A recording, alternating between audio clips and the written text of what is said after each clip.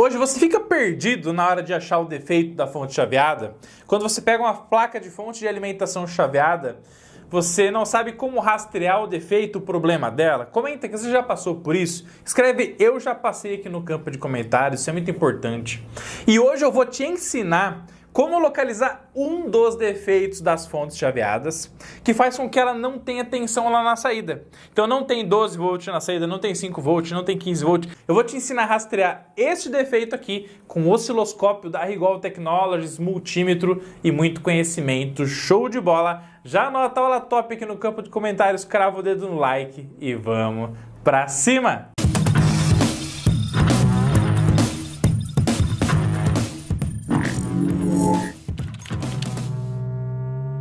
E é claro, galera, todos os links que você precisa acessar, baixar nossos e-books gratuitos, aprender eletrônica com os nossos treinamentos, está tudo aqui na descrição do vídeo para sair do zero rumo à faixa preta no fantástico mundo da eletrônica. Fechou?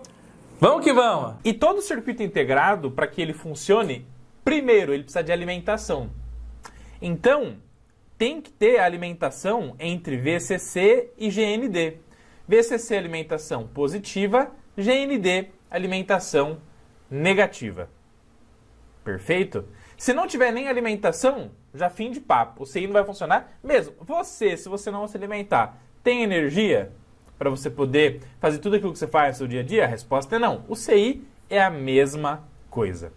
Então, o que a gente vai ter que verificar? Ó, primeiro, será que tem pulso aqui, PWM, para controlar o gate do MOSFET? Se tem PWM, ele está fechando para poder fazer a circulação do primário do chopper? Então a tensão que está indo para o chopper e que fica no terminal dreno do MOSFET está variando também? Tem variação de gate que gera variação de dreno? Quando circula essa corrente aqui, ó, a corrente passa por esse resistor aqui, ó, que está aqui, ó, a corrente passa pelo MOSFET, passa por esse resistor e vai para o negativo, tá vendo aqui? Então esse resistor aqui, quando passa a corrente por ele, gera uma tensãozinha. Então se a gente medir a tensão aqui nesse resistor, que é chamado de resistor shunt, tem que ter uma tensãozinha mostrando que está circulando corrente também. Agora, se não tiver tensão de gate, não tem variação de tensão de dreno, não tem tensão aqui no resistor shunt, a resposta é que esse CI não está funcionando ou que alguma proteção da fonte está ativada. Né? O primeiro estágio, a partida do CI, vem através aqui do A, ó. Então vem o sinalzinho aqui do A, passa por esses resistores para ter uma queda de tensão muito grande. São resistores altíssimos, tá vendo aqui, ó, 500K, 500K, 500K, dá quase 1,5 megaohms aqui, ó. Então a corrente vem, passa por 1,5 megaohms, dá um valor bem baixinho de corrente, que começa aqui, ó, carregar esses capacitores, ó.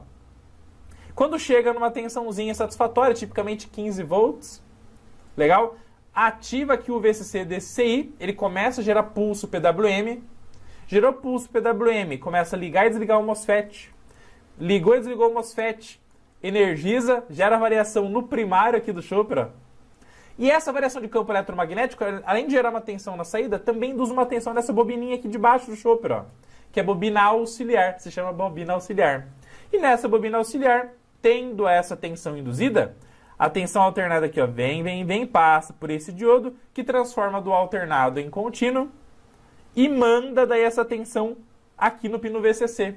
E a partir dessa partida, depois que tem tensão no enrolamento auxiliar, quem faz com que a tensão da alimentação chegue no nosso CI é o enrolamento auxiliar do nosso chopper e não essa malha aqui de primeiro carregamento dos capacitores para que chegue nessa tensão e o CI funcione. Então o primeiro passo é ele partir. A corrente tem que vir aqui, tem que carregar esses capacitores para chegar na tensãozinha de partida, para ele começar a gerar PWM, para ele controlar o chopper inicialmente, para que induza a tensão no auxiliar e no auxiliar, então, daí sim, com esse ciclo contínuo funcionando, o enrolamento auxiliar mande tensão aqui para o VCC para alimentar o CI com sucesso. Agora, se ele nem começar, se tiver algum problema, automaticamente tudo isso não vai funcionar. Eu fiz, gente, lá na placa, eu coloquei vários TPs, né, test point, várias barrinhas de pino soldadas aqui, ó, no gate do MOSFET, no dreno do MOSFET, aqui no nosso querido resistor shunt,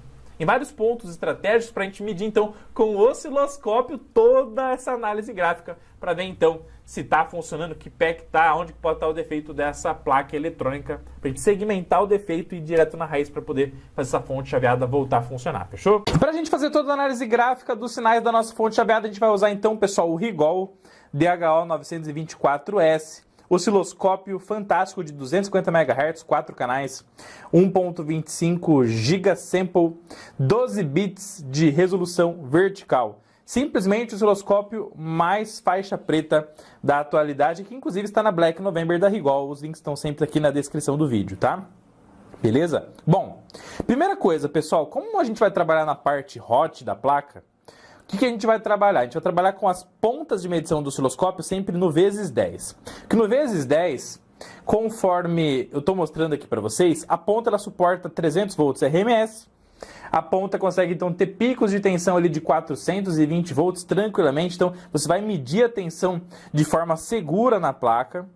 Então, para você trabalhar com a ponta no vezes 10 de atenuação, você tem que vir aqui em cada um dos 4 canais, ó, clica no canal, probe. Como é que tá a probe? Tá na atenuação de vezes 10. Agora você tem que então pegar a sua ponta de prova, com a sua ponta de prova em mãos. Essa aqui é uma PVP 2350 da Rigol, tá?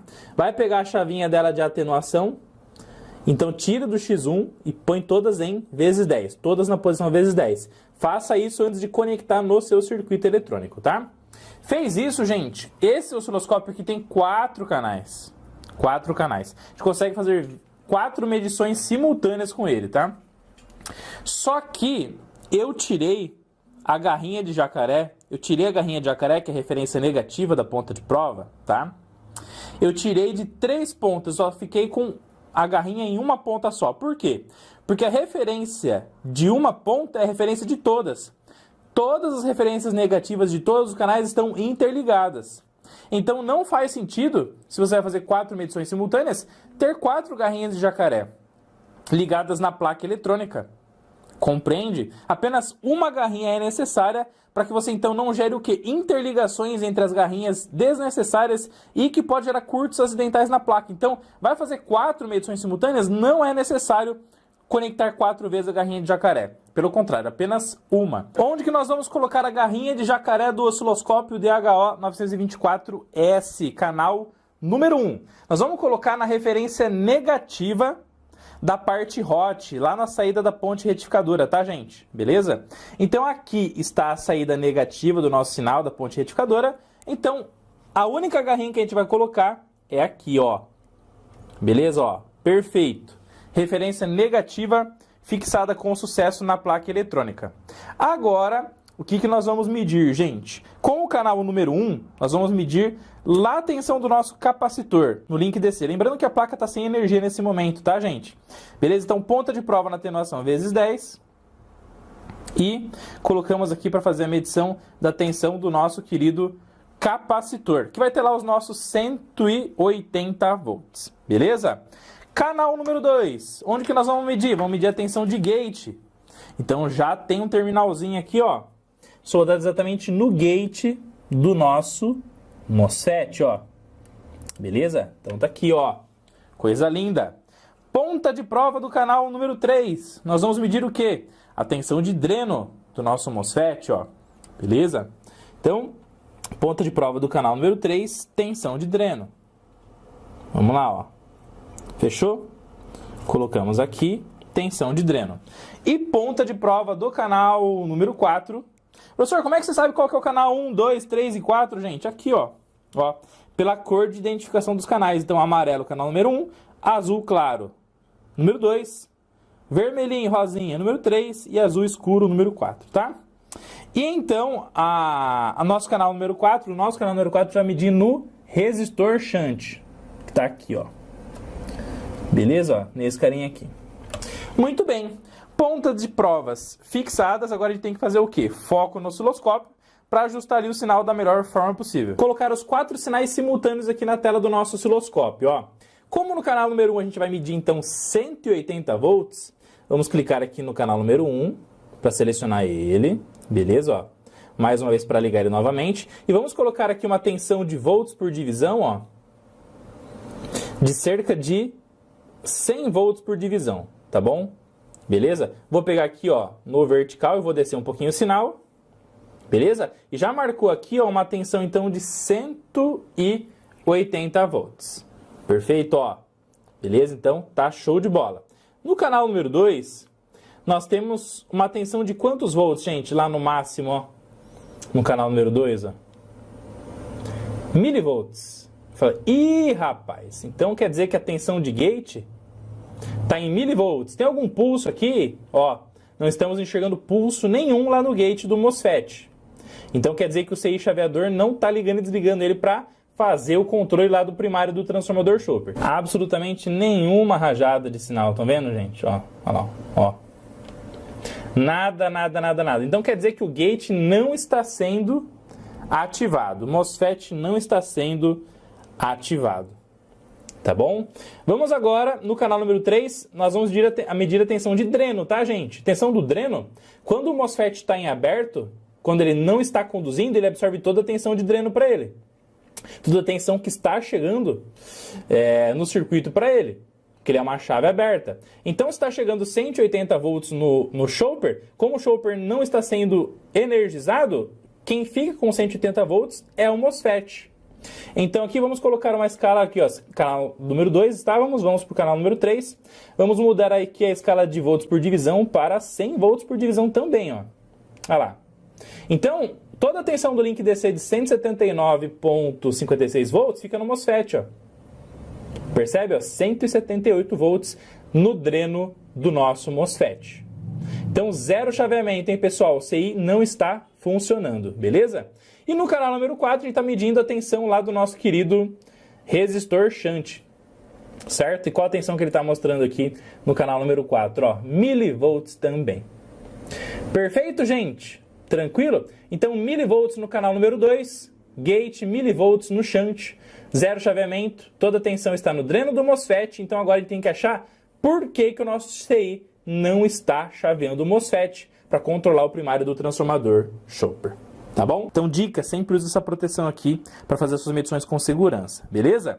E a primeira coisa que a gente vai avaliar, então, é como é que está a tensão de partida do nosso CI chaveador, beleza? Lembra que eu falei para vocês que a tensão de partida começa lá no A, que é o ponto de entrada de tensão na ponte retificadora.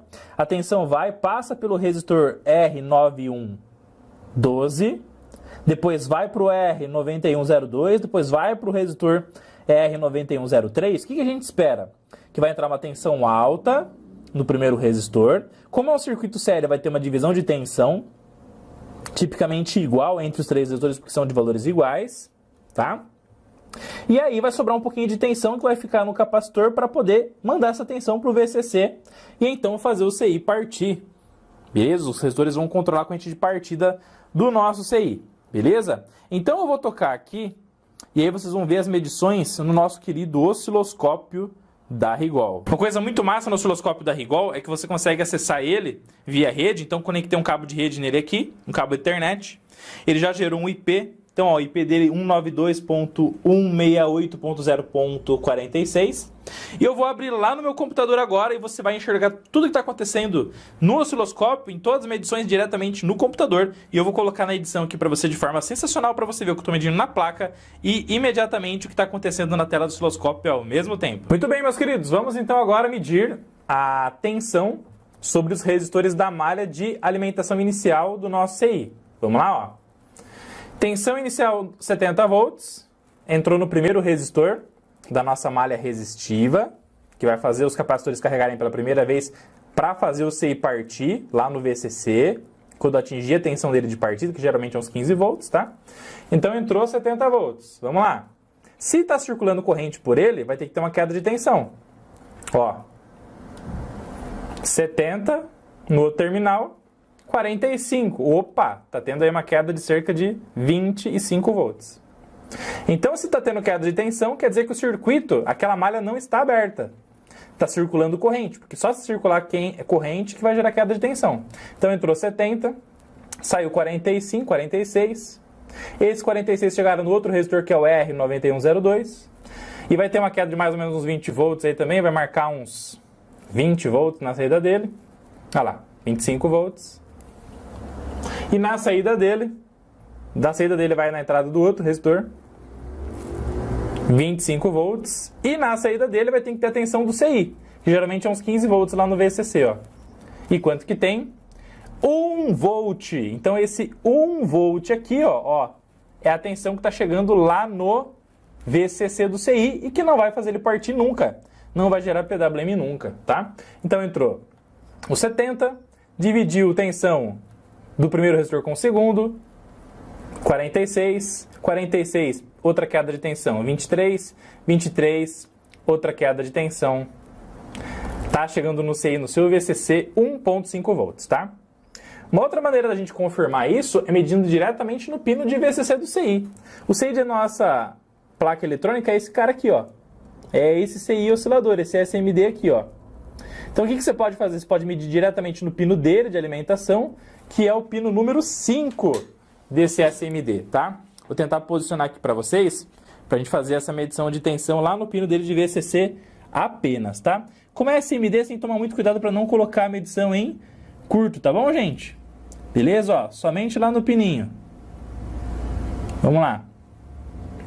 Olha lá, 1,5 volt, tá? E aí o CI definitivamente não irá funcionar. Agora, por que que tá 1,5 volt?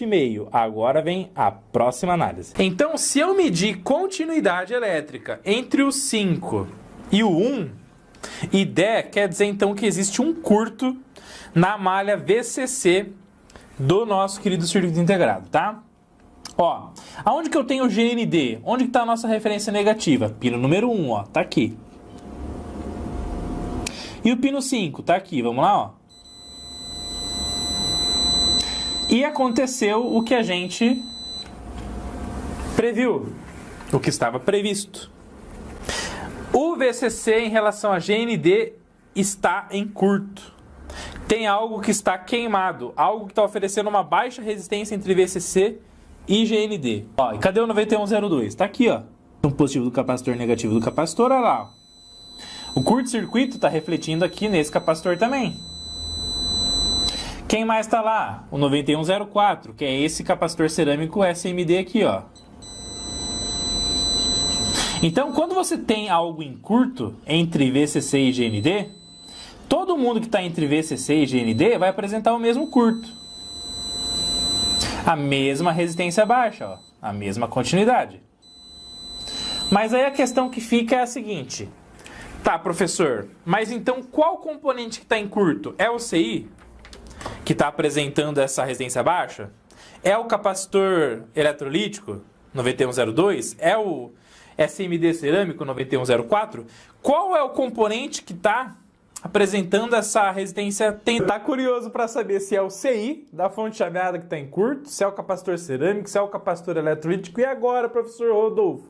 Calma, ó, fica tranquilo. Eu vou deixar um vídeo aqui na tela final que você clicando, você vai assistir exatamente o vídeo onde eu mostro estratégias para você localizar qual é o real componente em curto nessa malha de alimentação aí do nosso querido CI lá no VCC dele, na nossa fonte chaveada, está impedindo ele de partir de forma show de bola. Pode ficar tranquilo, mas não esquece de clicar no link aqui da descrição do vídeo também e baixar nosso e-book gratuito para aprender eletrônica do zero, rumo à faixa preta, ser um especialista na área, já fazer os primeiros reparos e desbravar o mundo da eletrônica não sozinho, mas acompanhado da família Eletrônica Fácil. Chegou até esse ponto, escreve "Eu cheguei" aqui no campo de comentários. Te vejo no próximo vídeo. Vamos que vamos, vamos pra cima!